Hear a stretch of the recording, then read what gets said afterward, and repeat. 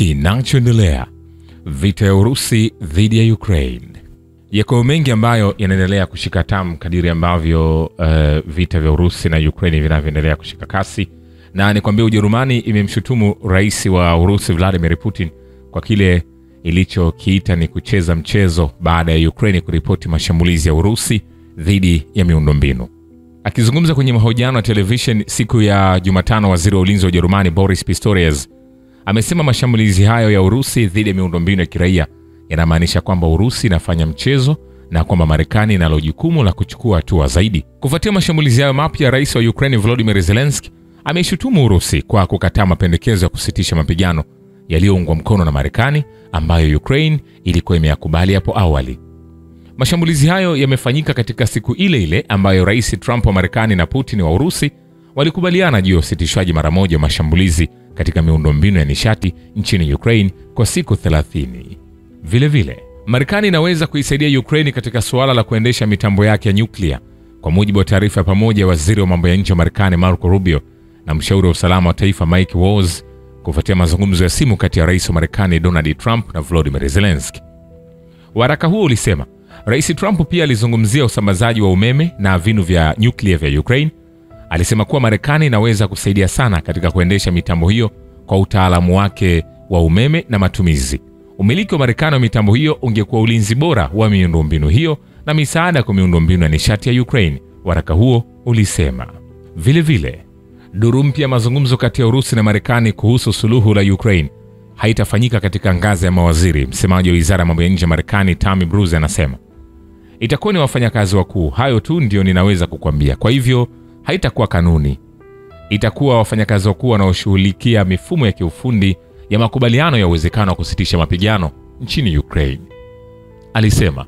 Itakuwa katika siku zijazo, Bruce alisema. Wakati huo alisema kwamba maelezo yanapaswa kufuatia katika siku za usoni.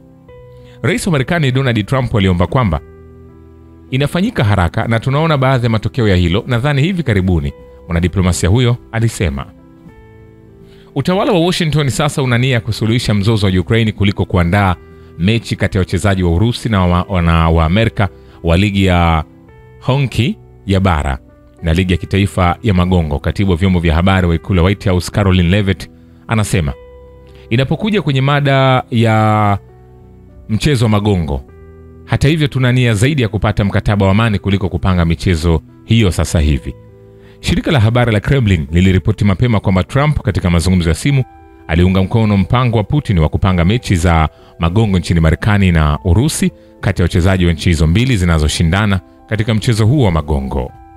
Vile masuala ya maendeleo ya kiuchumi na ulinzi wa uhuru yataongoza ajenda ya mkutano wa kilele wa Umoja wa Ulaya mjini Brussels. Kulingana na afisa wa ngazi ya juu wa Umoja wa Ulaya, viongozi hao wa Umoja wa Ulaya wanapanga kujadili mkakati wa ulinzi wa Ulaya ambao uliwasilishwa na Tume ya Ulaya siku ya Jumatano. Mkakati huo unajumuisha haswa mpango wa kuipa Ukraine silaha. Uangalifu maalum unatarajiwa kulipwa kwa kile kinachoitwa karatasi nyeupe kwa ulinzi wa Ulaya, utayari wa 2030 ambayo inajumuisha mpango wa muda mrefu wa kuipatia Ukraine silaha. Enzi ya mgawanyiko wa amani imepita muda mrefu. Usanifu wa usalama ambao tulitegemea hauwezi tena kuchukuliwa kuwa rahisi. Ulaya iko tayari kupiga hatua. Ni lazima tuwekeze katika ulinzi, kuimarisha uwezo wetu na kuchukua hatua madhubuti kwa usalama. Tunachukua hatua madhubuti kuwasilisha ramani ya barabara ya utayari wa 2030 pamoja na kuongezeka kwa matumizi ya ulinzi ya Ulaya ambayo ni lazima tuimarisha uwezo wa kiulinzi wa Ulaya. Msingi wa utetezi wa teknolojia na viwanda wa Ulaya. Hiyo ina maana ya kuunda soko la vifaa vya ulinzi katika Umoja wa Ulaya, Rais wa Tume ya Ulaya Ursula von der Leyen alisema. Vile waziri wa nishati wa Marekani Chris Wright anasema Marekani ipo tayari kuchukua umiliki wa vinu vya nyuklia vya Ukraine ikiwa hii itasaidia kuhakikisha usitishaji wa mapigano na kumaliza mzozo nchini Ukraine. Kupitia mahojiano na Fox News anasema hakuna tatizo, tunaweza kufanya hivyo. Na hiyo alikuwa akijibu kuhusu uwezekano wa Marekani kushiriki kwenye kuendesha mitambo ya nyuklia ya Ukraine ikiwa hiyo itasaidia kuleta amani nchini Ukraine. Hapo awali, Washington ilisema baada ya simu ya rais wa Marekani Donald Trump na Volodymyr Zelensky kwamba Marekani inaweza kuisaidia Ukraine katika suala la uendeshaji wa mitambo yake ya nyuklia. Nikwambie hivi, hatujamaliza. Vile rais wa taifa la Marekani Donald Trump alielezea mazungumzo yake hivi majuzi kwa njia ya simu na kiongozi wa Urusi Vladimir Putin na Volodymyr Zelensky wa Ukraine kuwa ni mazuri sana. Anasema tulikuwa na simu mbili nzuri sana na ninaamini makubaliano yatatatuliwa ili tuweze kukomesha umwagaji damu unaoendelea huko, Trump aliambia Breitbart News katika mahojiano. Kiongozi huyo Marekani alisema lengo lake lilikuwa ni kuweka nchi hizi mbili pamoja na kupunguza gharama ya Marekani ya msaada kwa Kiev. Anasema pia anataka kusitisha malipo makubwa ambayo ni muhimu kufanywa na sisi. Pia anataka Ulaya ilipe sawa na sisi kwa sababu hawakuweza kufanya hivyo chini ya rais wa zamani wa Marekani Joe Biden, na Biden hakuwahi kuuliza hivyo kwa sababu Biden alikuwa rais asiye na uwezo kabisa. Mwisho wa kumnukuu. Vile vile inaelezwa kwamba rais wa taifa la Ukraine Volodymyr Zelensky amekubaliana na pendekezo la rais wa Marekani Donald Trump la kuachana na mashambulizi kwenye miundombinu ya nishati ya pande zinazohusika katika mzozo wa Ukraine, Bloomberg inaripoti. Kulingana na shirika hilo, Zelensky alitangaza uamuzi huo wakati wa mazungumzo ya simu na rais wa Marekani siku ya Jumatano.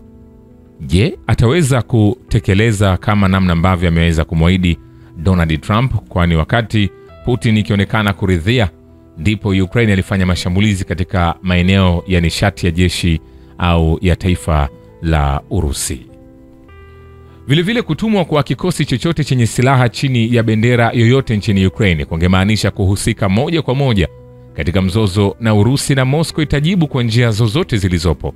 Yulia Zadanova, kaimu mkuu wa ujumbe wa Urusi kwenye mazungumzo ya Vienna kuhusu usalama wa kijeshi na udhibiti wa silaha, anasema ni jambo lisilokubalika kabisa kwetu kuruhusu kutumwa kwa vitengo vya kijeshi vya kigeni nchini Ukraine chini ya bendera yoyote, iwe ni askari wa kigeni, kambi za kijeshi au kile kinachoitwa operation za kulinda amani zilizopendekezwa na wale ambao wameondoa kabisa dhana ya ulinzi wa amani na amani kutoka kwenye msamiati wao na kuhusisha vitendo hivyo vya kisiasa na Urusi moja kwa moja kwa vitendo vya kisiasa vya Urusi ambayo tutajibu kwa njia zote zilizopo. Mwanadiplomasia huyo alisisitiza kuwa dhana ya kupatikana kwa amani kupitia nguvu ambayo inahimiza utawala wa Kiev kuzidisha mashambulizi dhidi ya raia haikubaliki kabisa. Hii ilionekana usiku wa Machi 11 wakati jeshi la Ukraine lililenga vituo vya kiraia katika mikoa ya Urusi kwa kutumia drone. Shambulio hili linawezekana lilipangwa wakati wa majadiliano ya Marekani na Ukraine juu ya utatuzi wa migogoro nchini Saudi Arabia pamoja na ziara ya kikazi ya katibu mkuu wa OSCE Feridun Sinoglu huko Moscow. Vile rais wa Marekani Donald Trump na Volodymyr Zelensky wamekubaliana kusonga mbele katika kupanua usitishaji vita nchini Ukraine, kwa mujibu wa taarifa ya pamoja waziri wa mambo ya nje wa Marekani Marco Rubio na mshauri wa usalama wa kitaifa wa Marekani Mike Waltz, ambayo waziri wa habari wa ikulu White House Caroline aliisoma. Rais Trump amemweleza kikamilifu Zelensky juu ya mazungumzo yake na rais wa Urusi Vladimir Putin na masuala muhimu yaliyojadiliwa. Walipitia hali ya Kursk na kukubaliana kushiriki habari kwa karibu kati ya wafanyakazi wao wa ulinzi wakati hali ya uwanja wa vita inaendelea. Viongozi hao wawili pia walikubaliana juu ya kusitisha mapigano kwa sehemu dhidi ya nishati. Timu za kiufundi zitakutana nchini Saudi Arabia katika siku zijazo kujadili kupanua usitishaji vita kwa Bahari Nyeusi kwenye njia ya usitishaji kamili wa mapigano. Walikubaliana hii inaweza kuwa hatua ya kwanza kuelekea mwisho kamili wa vita na kuhakikisha usalama. Rais Zelensky alishukuru kwa uongozi wa rais katika juhudi zake za kusitisha mapigano. Vile tuende kwenye uwanja wa kivita ambapo huko ni kwamba kundi la mapigano la Russia mashariki limeharibu vituo 5 vya kudhibiti ndege zisizo na rubani za Ukraine. Msemaji wa kundi hilo la vita Alexander Godiev anasema hayo yakiendelea. Kwingineko ni kwamba mara moja miji ya Saratov na Angels katika wilaya ya shirikisho la Volga ya Urusi imekuwa chini ya mashambulio makubwa zaidi kuwahi kutokea ya jeshi la Ukraine. Gavana mkoa wa Saratov Roman Busagin anaandika kwenye channel yake Telegram. Anasema mapema leo Saratov na Angels walikuwa chini ya mashambulizi makubwa zaidi ya ndege zisizo na rubani kuwahi kutokea. Huduma zote za dharura zinafanya kazi kwa bidii ili kuondoa matokeo. Kulingana naye, zaidi ya nyumba 30 za kibinafsi na nyumba nyingine ziliharibiwa katika shambulio hilo. Kwa sababu za kiusalama, wamiliki wa maeneo hayo yaliyo karibu na uwanja wa ndege kwa sasa wanahamishwa kutokana na mashambulizi hayo. Shukrani kwa Babu Kivita na Historia ya Dunia. Mimi ni Richard Shaw, The Rich Voice. Ni follow Instagram na TikTok kama Rich Voice Official. Asante.